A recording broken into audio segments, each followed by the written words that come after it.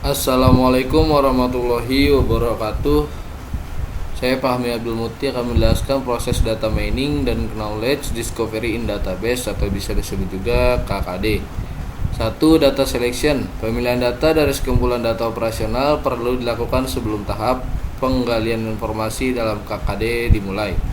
Data hasil seleksi yang akan digunakan untuk proses data mining disimpan dalam satu berkas terpisah dari basis data dan data operasional. 2. Pre-processing atau cleaning. Proses ini mencakup antara lain membuang duplikasi data, memeriksa data yang inconsistent, dan memperbaiki kesalahan pada data. Yang ketiga ada transformation.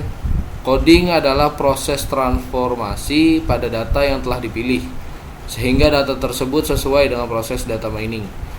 4. Data mining.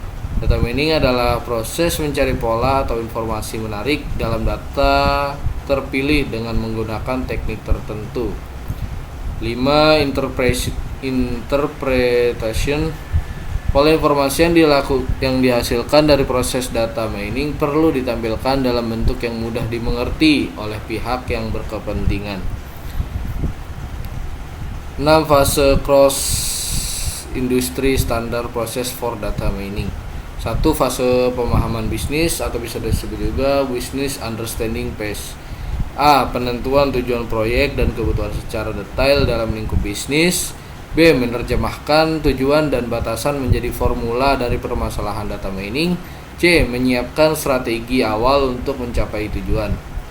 2. Fase pemahaman data atau bisa disebut juga data understanding phase. A. Mengumpulkan data. B. Menggunakan analisis penyelidikan data untuk mengenali lebih lanjut data dan pencarian pengetahuan awal.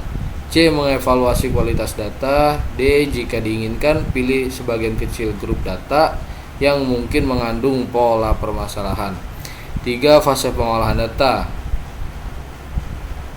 A. Siapkan dari data awal kumpulan data yang akan digunakan untuk keseluruhan fase berikutnya. B. Pilih kasus dari variabel yang ingin dianalisis dan yang sesuai analisis yang dilakukan. C. Lakukan perubahan pada beberapa variabel jika diperlukan. D. Siapkan data awal sehingga siap untuk perangkat pemodelan. Yang keempat ada fase pemodelan atau bisa disebut juga modeling phase. A. Pilih dan aplikasikan teknik pemodelan yang sesuai. B. Kalibrasi aturan model untuk mengoptimalkan hasil. C. Perlu diperhatikan bahwa beberapa teknik mungkin untuk digunakan pada permasalahan data mining yang sama. D. Jika diperlukan proses dapat dikembalikan ke fase pengolahan data untuk menjadikan data ke dalam bentuk yang sesuai dengan spesifikasi kebutuhan teknik data mining. 5. Ada fase evaluasi atau bisa disebut juga evaluation phase. A. Mengevaluasi satu atau lebih model yang digunakan dalam fase pemodelan untuk mendapatkan kualitas dan efektivitas sebelum disebarkan untuk digunakan. B. Menetapkan apakah terdapat model yang memenuhi tujuan pada tahap awal. C. Menentukan apakah terdapat permasalahan penting dari bisnis atau penelitian yang tidak tertangani dengan baik. D. Mengambil keputusan berkaitan dengan penggunaan hasil dari data mining. 6. Fase penyebaran atau development phase. A. Menggunakan model yang dihasilkan. Pembentukan model tidak menandakan telah terselesaikannya proyek. B. Contoh sederhana penyebaran, pembuatan laporan. C. Contoh kompleks penyebaran, penerapan proses data mining secara paralel pada departemen lain.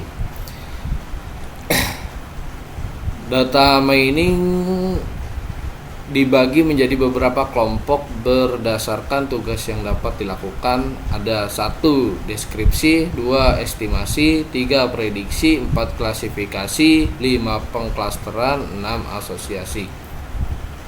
Yang pertama ada deskripsi.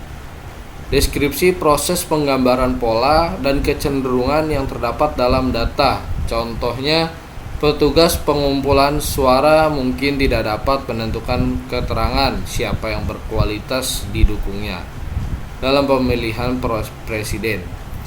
Deskripsi dari pola dan kecenderungan sering memberikan kemungkinan penjelasan untuk suatu pola atau kecenderungan. 2. Ada prediksi.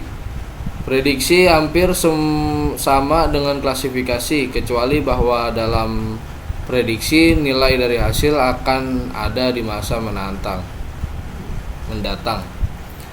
Contohnya ada prediksi harga beras dalam 3 bulan yang akan datang. Prediksi persentase kenaikan kecelakaan lalu lintas tahun depan jika batas di bawah kecepatan dinaikkan. 3. Ada klasifikasi. Dalam klasifikasi terdapat target variabel kategori.